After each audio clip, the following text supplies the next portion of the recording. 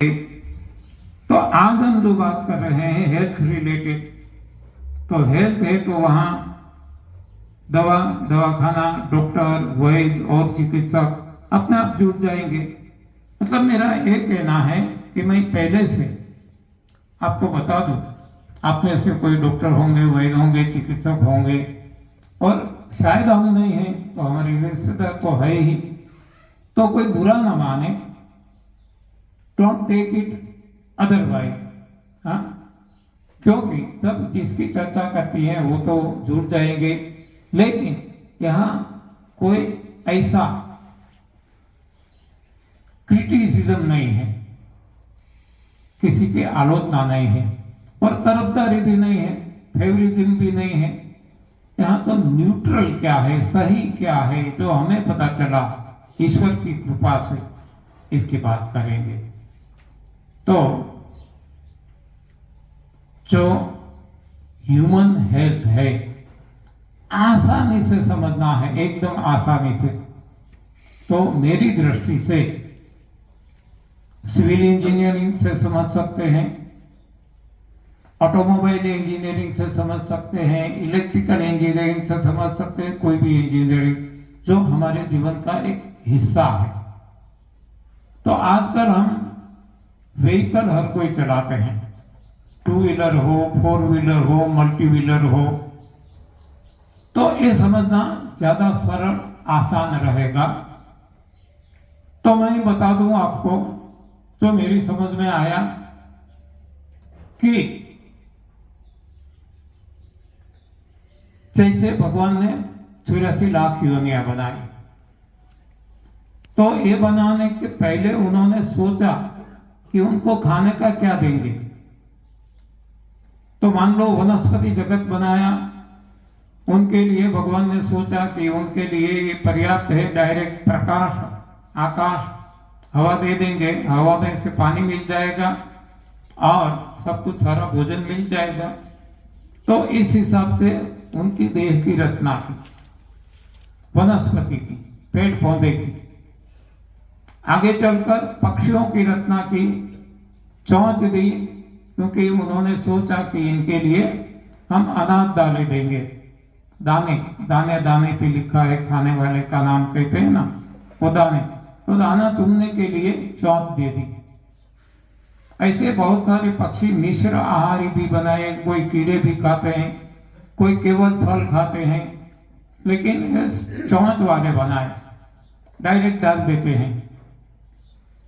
वैसे घास खाने वाले बनाए, तृण आहारी कहते हैं, तृण संस्कृत शब्द है। तो घास खाने वाले गाय, भैंस, हाथी, घोड़ा, बैल, एक सारी योनि बना दी पशुओं की, जो केवल और केवल घास खाती है। और वहीं रहने वाले शेर, चीता, बाघ, वरु, ऐसी एक योनि बनाई, वो केवल मांस खाते हैं। पानी में रहने वाले, वहां जो भगवान ने भोजन दिया वो ही खाते हैं, यानी हर कोई प्राणी अपना अपना भोजन खाते हैं।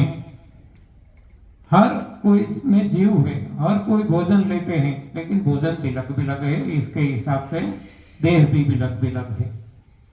तो अब हम देखते हैं ह्यूमन में, ऑटोमोबाइल इंजीनियर ने भी बहुत सारी गाड़ियां बनाई। एक गाड़ी है पेट्रोल से चलती है, एक गाड़ी डीजल से चलती है, एक सीएनजी, एक एलपीजी, एक बैटरी, बहुत सारी ऐसी बनाई। तो यहां हम देखते हैं कि जो गाड़ी जिसके लिए बनाई गई, मान लो हमारे पास जो कार है वो पेट्रोल से चलने के लिए बनाई गई, तो वहां एक पेट्रोल टैंक दी गई है। तो एक पेट्रोल टैंक में हम चाहते हैं पेट्रोल भरवाने के लिए, जो पेट्रोल पंप है वहां पेट्रोल भी मिलता है, डीजल भी मिलता है, सीएनजी मिलता है, एलपीजी मिलता है, और बैटरी का चार्जर भी है, सब कुछ है। हमारी गाड़ी पेट्रोल से चलने वाली है, तो इसमें हम पेट्रोल डलवाएंगे या डीजल डलवाएंगे, सीएनजी, एलपीजी डलवाएंगे? क्या जवाब रहेगा आपका? पेट्रोल डलवाएंगे। So simple. अच्छा, मान लो पेट्रोल की जगह हमने डीजल डलवा दिया, गलती से डाल दिया या डलवा दिया एक्सपेरिमेंट करने के लिए, क्या होगा? नहीं चलेगी। हम सब जानते हैं वो चलने वाली नहीं है। हाँ, गड़बड़ करेगी, धुआं इतना निकलेगा, आवाज इतना करेगी, वाइब्रेशन इतना करेगी, इंजन गर्म हो जाएगा। तो ये हमें बुखार आता है तो क्या है? इंजन गर्म होता है। पार्किंसन होता है, क्या है? हाँ, वाइब्रेशन है। ये सब कुछ धुआं इतना निकलता है, गैस होता है, ये सब कुछ होता है। तो ये सब कुछ क्यों होता है कि पेट्रोल की जगह हमने और कुछ डलवा दिया, डीजल डाल दिया। देखो बाद में वो कितना हम जितना भी जटिल बन सकता है। हाँ, तो आयुर्वेद जो आया सबसे पहले, मेरे हिसाब से सबसे बड़ी गलती यदि की है तो आयुर्वेद ने की है। आयुर्वेद ने यदि गलती नहीं की होती तो आज दुनिया में कोई भी दवाखाना, कोई भी विधि, कोई भी थेरेपी नहीं होती। आयुर्वेद ने कौन सी गलती की? इसने रोगों पे काम किया। उसने वात पित्त कफ ढूंढा, लेकिन वात पित्त कफ का कारण क्या है वो ढूंढा नहीं, मीठा नहीं। राइट। ये यदि ढूंढ लिया होता तो बात बेड़ा पार हो जाता है। ऐसे पेट्रोल की कार में हमने डीजल डाल दिया। अब कोई ना कोई एक ही मॉडल ले लो आप, कोई भी एक मॉडल, मान लो मारुति है, इसका एक जेन मॉडल ले लो, जो भी लेना है ले लो।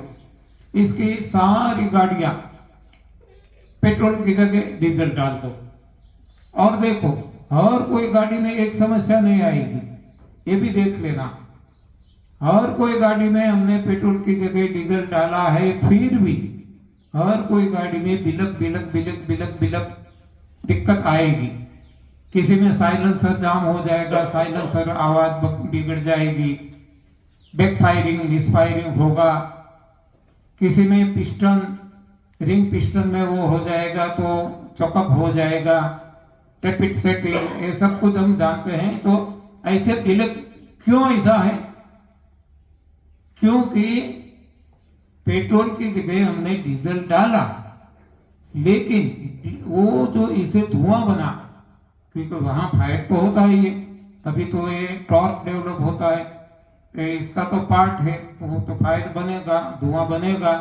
धुआं निकालने के लिए साइलेंसर भी दिया है, लेकिन ये साइलेंसर, ये सारी सिस्टम कब तक काम करेगी? जो डिजाइंड फ्यूल है, पेट्रोल की गाड़ी में पेट्रोल डालते हैं तब तक ही वो अच्छी तरह से काम करेगी। इसकी जगह और कुछ डाल देंगे तो अब वो अच्छी तरह से काम नहीं कर पाएगी, क्योंकि इसके लिए वो सिस्टम बनी ही नहीं है। तो अब वो जो धुआं बनता है वो साइलेंसर में रुक गया तो इस हिसाब से परेशानी करेगा। वो धुआं पिस्टन रिंग इसमें रुक गया, इस हिसाब से परेशानी करेगा। और कहीं जगह रुक गया, डीजल पेट्रोल टैंक से लेकर एग्जॉस्ट सिस्टम तक, तो इस हिसाब से परेशानी बिलक बिलक होगी। हमारे मन में सवाल उठता है ना, हम एक ही सा भोजन खाते हैं तो किसी को टीबी, किसको कैंसर, किसको बुखार, किसको सर्दी जुकाम और किसको कुछ भी नहीं होता। तो ऐसा क्यों होता है? खाते तो एक ही है, तो खाने से यदि होता है तो हर किसी को एक रोग होना ऐसा नहीं है। खाने से जो गंदगी बनी वो कहाँ रुकती है, इसके हिसाब से होता है। लेकिन आयुर्वेद ने क्या किया, इसको 3 भाग में बांट दिया, वात पित्त कफ में बांट दिया। इसके वात है तो ऐसा होता है, पित्त हो तो ऐसा होता है, और इसके लिए क्या बताया, ये सारी इतनी जटिल बना दी कि जैसे एलोपैथी की एक मायाजाल है दवाइयों की, उतनी ही आयुर्वेद की है। हाँ, और इसमें भी सुवर्ण वसंत मालती, ये काढ़ा, ये चूर्ण, हाँ, किसी की भी जरूरत नहीं है। वात पित्त कफ क्यों हुए? हाँ, एक गंदगी बनी, इस हिसाब से गंदगी क्यों बनी? गलत खाना खाने के हिसाब से। बस इतना समझ में आ गया तो हम रिवर्स कर लेंगे, हमारा सही भोजन क्या है हम सोचेंगे। और वो ही खाएंगे। तो आज जो हम खाते हैं इसको हम सही मान के खाते हैं। आज हम क्या खाते हैं, सारी दुनिया क्या खा रही है, इसमें आप देखेंगे वैरायटी अलग अलग हो सकती है देश प्रदेश के हिसाब से, लेकिन इसकी जो ओरिजिनल इंग्रेडिएंट्स जो है वो तो एक ही है। मान लो जो कुछ सारा जीवन हम खाते हैं इसमें ज्यादा से ज्यादा यदि खाते हैं तो अनाज दालें खाते हैं। आप देख लेना, सारा जीवन हमारा देख लो, सारी दुनिया में देख लो, चाहे वो हम पूरी पराठा बनाए, चाहे रोटी बनाए, चाहे सूरत में जाए लोचा लापसी बनाए, हाँ, या तो बेकरी प्रोडक्ट बनाए, तो ये सब कुछ अनाज दालों से बनता है और वो ही हम खाते हैं। तो एक कारण है अनाज दालें, जो भोजन भगवान ने पक्षियों के लिए बनाया, चिड़ियों के लिए बनाया, चोंच वालों के लिए बनाया, हम खाने लगे। क्यों खाते हैं? सिखाया गया है, पढ़ाया गया है स्कूल कॉलेज में, स्वाद के लिए भी सोसाइटी के द्वारा कि अनाज खाओ कार्बोहाइड्रेट मिलेगा। दालें यानी कि पल्सेस, ग्रेन्स एंड पल्सेस, दालें खाओ प्रोटीन मिलेगा। कभी हमने नहीं सोचा कि 84 लाख योनियों में हर किसी का देह तत्वों से बना है। हर किसी को, हमें जो प्रोटीन की जरूरत है हर किसी को जरूरत है, हमें कार्बोहाइड्रेट की जरूरत हर किसी को है। तो हर किसी को अनाज दालें खाना जरूरी है, लेकिन कोई नहीं खाते। इतना बड़ा हाथी भी नहीं खाता, इतना बड़ा मगरमच्छ भी नहीं खाता, और कोई नहीं खाते। तो हमें क्या जरूरत? हमने कभी सोचा नहीं कि हमारी गलती है। ये विज्ञान जो बनाया हमने बनाया, मैन मेड साइंस, और इसको सही मान के हम फॉलो कर रहे हैं कि हमारी गलती है। हमें सोचना चाहिए कि कार्बोहाइड्रेट की जरूरत है तो हर किसी को होनी चाहिए। कोई अनाज नहीं खाते, केवल जिसके लिए बना वो ही खाते हैं। उसको पच जाता है, टूट जाता है, और किसी के देह में पत्ता नहीं, हमारे देह में नहीं पत्ता, इसीलिए तो हम आटा बनाते हैं। आटा भी खा नहीं सकते क्योंकि स्वाद ही नहीं है, चिपक जाता है। तो इसमें से रोटी ये सब कुछ बनाते हैं, ये खिचड़ी, कढ़ी, दाल, चावल, ये सब कुछ बनाते हैं, हाँ। और इसमें भी मिर्च मसाला डालना पड़ता है, नहीं तो नीचे उतरता ही नहीं है। तो ये हमारा भोजन नहीं है। इसलिए जो हमारा भोजन है भीतर से आवाज आएगी, आने दो, हाँ, मौज आएगी। कोई भी फल खा लो, कोई भी सब्जी खा लो, वही फॉर्म में, आग पे चढ़ाना नहीं, उबालना नहीं, ना बॉइलिंग, ना स्टीमिंग, नथिंग डूइंग, हाँ, जैसा भगवान ने दिया। अब तो हम सब कुछ उबाल के खाते हैं, सब कुछ, पानी भी उबाल के पीते हैं, हाँ, चाय उबाल के, जो कुछ है उबाल के, हाँ। तो इसमें उबालने से क्या होता है कि जो भगवान ने इंसान के लिए जो सत्व तत्व दिए हैं वो नष्ट हो जाते हैं, इवोपराइज हो जाता है। 70 डिग्री से ज्यादा जो कुछ बढ़ गया तापमान, तो इसमें शुरू हो जाता है नष्ट होना। जबकि हम तो इतना उबालते हैं, 100 से ज्यादा भाप बनने लगती है, तो इसमें कुछ बचता नहीं है। यानी कि हम डेड फूड खाते हैं। आप देख लेना, जो कुछ हम खाते हैं इसको बिना पकाए, बिना आग पे चढ़ाए, ये जो बीज है आप बोएंगे या पानी में डालेंगे, अंकुरित होंगे, क्योंकि इसमें जीवन है। इसी को आप आग पे चढ़ा दो, चाहे भूंजो, चाहे बॉईल करो, फ्राई करो, स्टीमिंग करो, अब वो अंकुरित होने वाला नहीं है, क्योंकि जीवन सत्व मर गया। तो ऐसा मरा हुआ भोजन हम खाते हैं। हाँ, तो वो क्या होता है, मरा हुआ तो इसमें कोई ताकत नहीं है, आगे नहीं बढ़ सकता, पड़ा रहता है, चिपका रहता है, सड़ता है।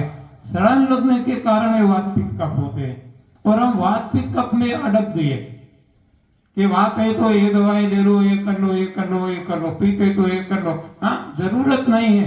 वात पित्त क्यों हुए?